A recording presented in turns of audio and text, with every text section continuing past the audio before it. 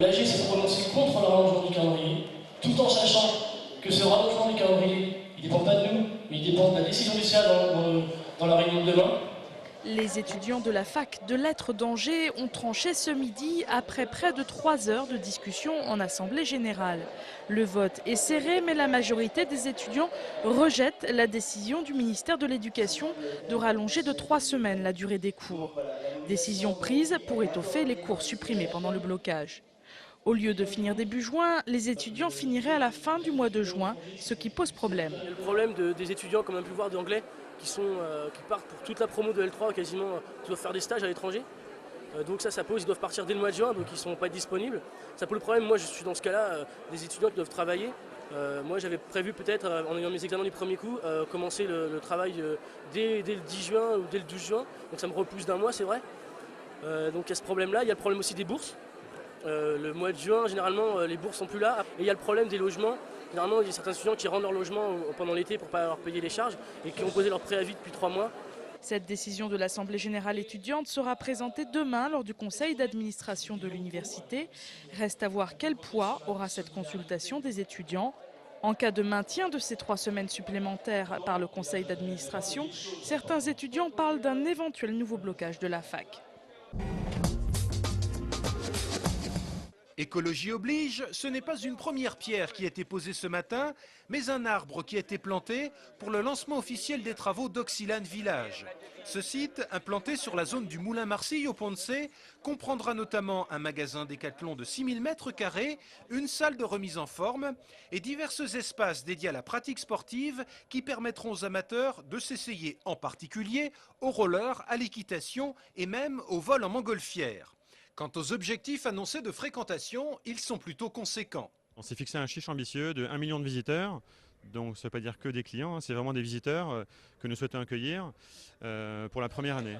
Mais les promoteurs d'Oxylane Village ne seront pas les seuls à occuper le site. Ce matin, les élus de l'agglomération angevine ont en effet signé un protocole avec le groupe IDEC qui va construire juste à côté un ensemble comprenant notamment un complexe de remise en forme, un îlot consacré aux loisirs récréatifs des enfants et un miniplex de 6 salles de cinéma. C'est une zone qui est privilégiée de par sa situation parce qu'elle devrait être assez facile d'accès pour peu que les voies de communication suivent.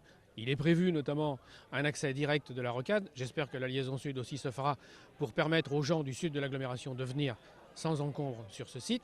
Au total, cette zone d'attraction qui s'étendra sur 25 000 m² et qui sera entièrement opérationnelle dans 3 ans devrait générer entre 300 et 400 créations d'emplois.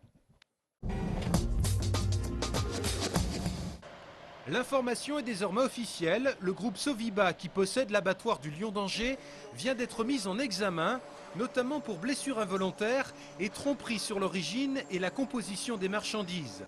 En décembre 2005, des lots de steak haché contaminés par une bactérie et produits dans cet abattoir avaient en effet été à l'origine d'une intoxication alimentaire qui avait touché près de 70 personnes. Parmi elles, 11 enfants qui avaient été plus sérieusement atteints. Le groupe Soviba, qui a toujours joué la transparence dans cette affaire, a depuis renforcé son dispositif de contrôle.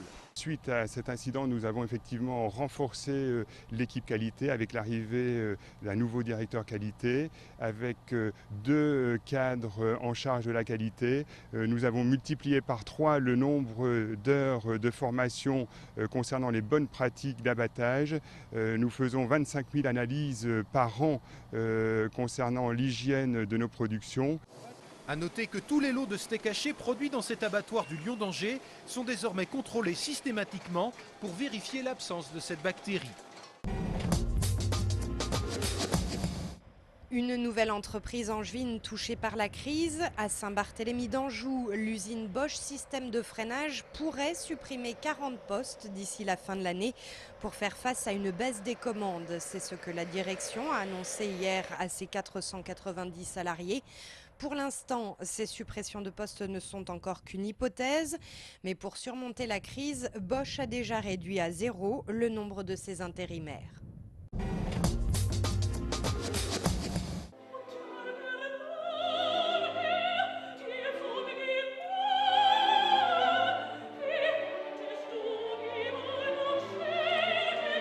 Dernier réglage pour Tristan et Isolde avant la grande première à Angers où l'œuvre de Wagner sera présentée 3 fois au Théâtre Le Quai. Angers Nantes Opéra, en coproduction avec l'Orchestre National des Pays de la Loire, nous offre pour la première fois en France l'éblouissante mise en scène d'Olivier Py. On sort bouleversé, on a l'impression que jamais on nous a parlé d'amour comme ça, de cette manière-là. Et on sort finalement avec une très grande énergie parce que la musique de Wagner nous remplit d'un amour de la vie, d'une soif de vie incroyable. Il faut en finir définitivement avec l'idée que Wagner, c'est allemand, c'est nationaliste, c'est militaire, c'est lourd, etc. C'est une musique d'un raffinement absolu, c'est une musique souvent exquise, bien qu'il y ait 80 musiciens, elle peut se faire toute petite, absolument ténue et délicate. Donc cette idée que c'est une musique germanique aussi est une idée complètement fausse. Tristan et Isolde, l'œuvre préférée du chef d'orchestre John Axelrod, qui dirige les musiciens de l'ONPL pour l'occasion. C'est ma vie, c'est mon histoire. C'est l'opéra, j'adore parce que j'avais mon première expérience avec Tristan et Isolde quand j'avais 15 ans. J'ai vu l'opéra, j'ai plu pour le chemin. Tristan et Isolde, 3 dates, dimanche 10, mercredi 13 et samedi 16 mai à Angers, au Théâtre Le Quai.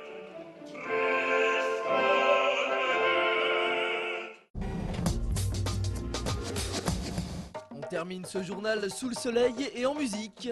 Dans le cadre du 12e Festival Cinéma d'Afrique, la compagnie Diepa, originaire de Côte d'Ivoire, a rythmé le centre-ville d'Angers.